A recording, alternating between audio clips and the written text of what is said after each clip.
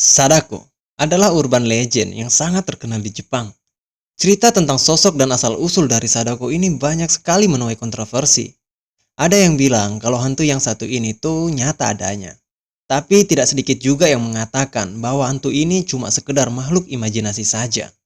Jadi, mana yang benar?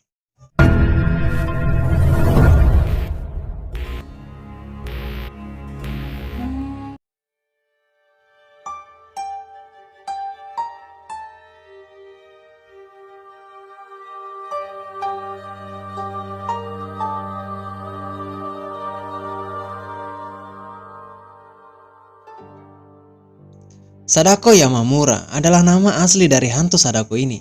Sejak kecil, Sadako sudah tampak berbeda dari anak-anak lainnya. Dalam menjalani kehidupan sehari-harinya, dia tidak banyak bicara dan enggan bermain dengan teman sebayanya. Sementara ibunya sempat melakukan percobaan praktik paranormal bersama dengan seorang dokter. Saat dokter melakukan hasil percobaan, ilmuwan menuduh hal itu adalah sebuah penipuan. Ibu Sadako yang mengetahui hal itu tentu saja merasa kecewa dan sakit hati, dan akhirnya Ibu Sadako memilih untuk mengakhiri hidupnya dengan cara bunuh diri. Tentu saja Sadako yang mengetahui kalau ibunya sudah lemas tak bernyawa menjadi frustasi dan sangat depresi. Akan tetapi, kemampuan psikis yang dimiliki oleh ibunya secara tidak langsung diwarisi oleh si Sadako anaknya ini. Dan akhirnya Sadako yang secara tidak langsung mewarisi kekuatan ibunya ini mengembangkan kekuatan itu dan membuat si ayah terheran-heran melihat kemampuan Sadako yang sangat luar biasa. Selain itu, Sadako ini tumbuh menjadi anak yang durhaka yang suka sekali membangkang. Ayah dari Sadako ini ketika mengetahui kekuatan psikis yang dimiliki oleh anaknya, langsung membawanya ke dokter Fukurai di Tokyo, yaitu dokter yang sama yang melakukan praktik dengan ibunya dahulu. Dokter tersebut memaksa Sadako untuk berpartisipasi dalam banyaknya eksperimen yang melibatkan penggunaan pikirannya untuk membuat kata-kata dan gambar muncul pada film fotografi. Di Jepang mereka menyebutnya Nesa, yang berarti fotografi pikiran.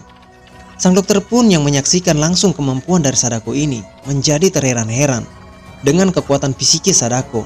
Bahkan sang dokter tidak mampu menjelaskan bagaimana kekuatan ini bisa dilakukan. Dia mengatakan bahkan sang ibu pun tidak bisa melakukan hal sehebat yang dilakukan oleh Sadako ini. Singkat cerita, Fukurai ingin menerbitkan buku lagi. Tetapi mengingat apa yang terjadi pada ibunya, Sadako pun langsung menolak. Dia mengatakan kepadanya bahwa dia akan pergi dan tidak akan pernah kembali lagi. Nah, ini yang membuat kebanyakan orang bingung di Jepang. Tidak ada yang tahu pasti apa yang terjadi setelah itu. Beberapa orang percaya bahwa dokter yang membunuh Sadako. Mereka mengatakan dia membujuknya ke hutan dekat rumah sakit dan mencekiknya di sana. Kemudian dia melemparkan tubuhnya ke dalam sumur terdekat dan menyegelnya dengan batu besar untuk menyembunyikannya selamanya. Namun, Sadako tidak benar-benar mati. Ketika dia bangun, dia terjebak di dalam sumur dan tidak bisa keluar lagi. Dia berusaha melarikan diri dengan memanjat dinding hingga kuku dan ujung jarinya putus, tetapi tidak pernah berhasil barang sekali saja. Gadis malang itu bertahan di dalam sumur selama 7 hari sebelum akhirnya meninggal dengan hati yang penuh dengan kebencian. Dengan nafas terakhirnya, dia bersumpah untuk membalas dendam pada dunia. Kemarahan Sadako atas nasib malangnya yang menimpa dirinya semasa hidup dibarengi dengan kekuatan psikisnya yang mampu menciptakan sebuah kutukan atau dendam yang sangat mengerikan. Hal ini diwujudkan dalam serangkaian gambar yang tidak bisa dijelaskan muncul secara tiba-tiba pada sebuah rekaman video misterius. Sadako muncul dalam rekaman video itu sebagai hantu wanita muda dengan gaun putih yang panjang. Wajahnya ditutupi oleh rambut hitam panjangnya. Mereka mengatakan bahwa jika Anda menonton videonya, Anda akan mati dalam 7 hari. Jadi satu-satunya cara untuk menghindari kutukan tersebut adalah dengan membuat salinan rekaman videonya dan memberikannya kepada orang lain. Jadi gampangnya tuh begini. Ketika saya nggak sengaja menonton video Sadako yang muncul secara misterius yang tidak tahu asalnya dari mana, maka saya akan menerima kutukan yang dimana saya akan koit dalam kurun waktu, kalau bukan 7 hari yaitu 1 minggu. Dan cara saya agar bisa lepas dari kutukan ini, rekaman tersebut harus saya berikan kepada mantan saya, misalnya. Yang dimana mantan saya itu sudah jadi orang lain untuk saya karena sudah meninggalkan saya pas lagi sayang-sayangnya. Anjay.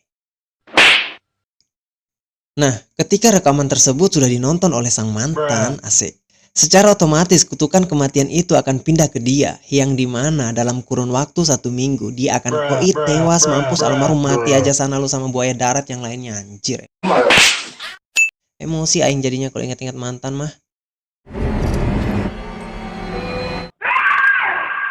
Burung si anjir kejepit, di-feed. Oke, itu tadi adalah Sadako versi horornya. Sekarang kita bahas Sadako versi sejarahnya. Sadako versi sejarahnya ini sangat berbeda dari Sadako versi horornya ya. Emang beda anjir. Lanjut ke cerita. Sadako ini adalah seorang anak perempuan yang bernama asli Sadako Sasaki, yang adalah seorang gadis kecil dari Hiroshima dan lahir pada tahun 1943. Pada saat tragedi pengeboman Hiroshima dan Nagasaki, Sadako baru berusia 2 tahun ketika kota Hiroshima dibom. Kediaman keluarga Sadako berada sekitar 2 km dari titik jatuhnya bom itu. Mereka berhasil menyelamatkan diri. Sadako sendiri disebut tidak mengalami luka-luka bakar yang parah. Namun rumah keluarga mereka terbakar habis dalam peristiwa tragis itu. Saat perang berakhir, sama seperti orang-orang Jepang lainnya, keluarga Sadako berusaha memperbaiki kehidupan mereka seperti sedia kala lagi.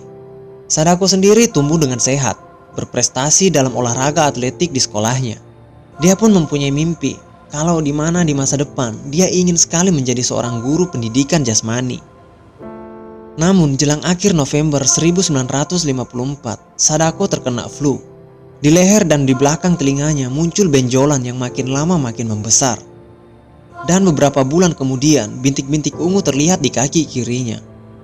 Saat dibawa ke rumah sakit untuk mendapatkan penanganan yang lebih lanjut, dokter mendiagnosis Sadako terkena leukemia. Dokter pun memberitahu kepada keluarga Sadako bahwa usia Sadako tidak lebih lagi dari setahun. Mendengar hal tersebut, tidak seorang pun keluarganya yang percaya. Waktu itu mereka menyebut leukemia itu sebagai penyakit yang disebabkan karena paparan radiasi dari bom atom. Hampir setiap orang yang menderita penyakit ini meninggal dunia. Sadako yang mengetahui umurnya tinggal sebentar lagi menjadi sangat ketakutan yang membuat dia harus tinggal di rumah sakit.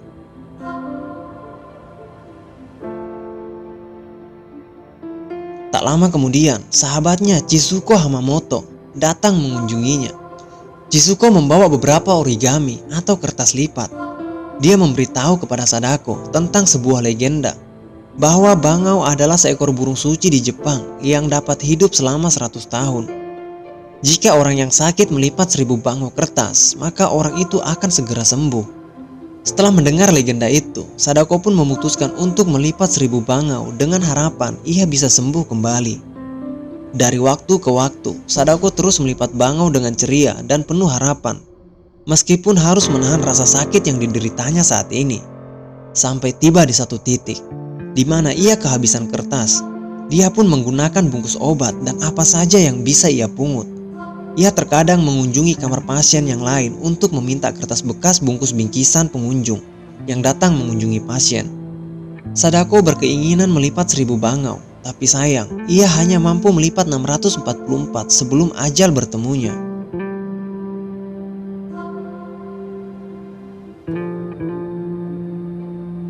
Kondisi Sadako memburuk secara drastis, membuat kedua orang tua dan saudara-saudaranya melihatnya kembali. Ibunya membuatkan sebuah kimono bercorak bunga sakura agar dapat dipakainya sebelum ia meninggal. Tepat di pagi hari 25 Oktober 1955, Sadako meninggal dunia di usianya yang ke-12 tahun. Semua orang turut bersedih mengetahui Sadako sudah tidak ada lagi. Dan teman-teman sekelas Sadako memutuskan untuk membentuk klub bangau kertas dan melanjutkan 1000 lipatan bangau kertas yang belum sempat Sadako selesaikan, untuk menghormati semangat dan perjuangan hidup Sadako, sekaligus sebagai lambang perdamaian dunia. Teman-teman Sadako juga berjanji di depan jasadnya yang dikremasi, bahwa mereka akan membangun sebuah monumen sebagai wujud pergerakan perdamaian dunia.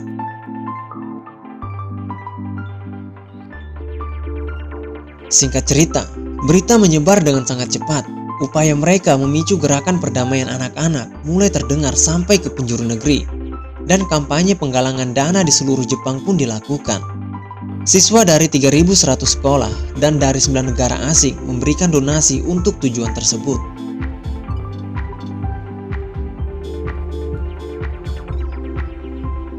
Pada tanggal 5 Mei 1958, hampir 3 tahun setelah Sadako wafat, dari donasi yang terkumpul dibangunlah sebuah monumen untuk menghormatinya. Monumennya sekarang dikenal sebagai Monumen Perdamaian Anak-anak dan terletak di pusat Taman Perdamaian Hiroshima, dekat dengan tempat bom atom dijatuhkan. Sebuah tulisan terukir di bawah patung, "Inilah tangisan kami, ini doa kami untuk kedamaian di dunia."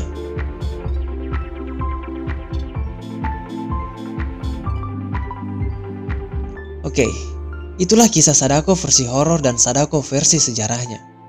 Maaf jika ada penyampaian kata yang salah. Jika itu salah tolong dibetulkan. Jika itu betul tolong jangan disalahkan. Dan terima kasih sudah mau mendengarkan baceritan saya yang gak ada faedahnya ini anjir. Ulang. Akhir kata, terima kasih sudah mau menonton dan sampai jumpa lagi di video selanjutnya. Terima kasih.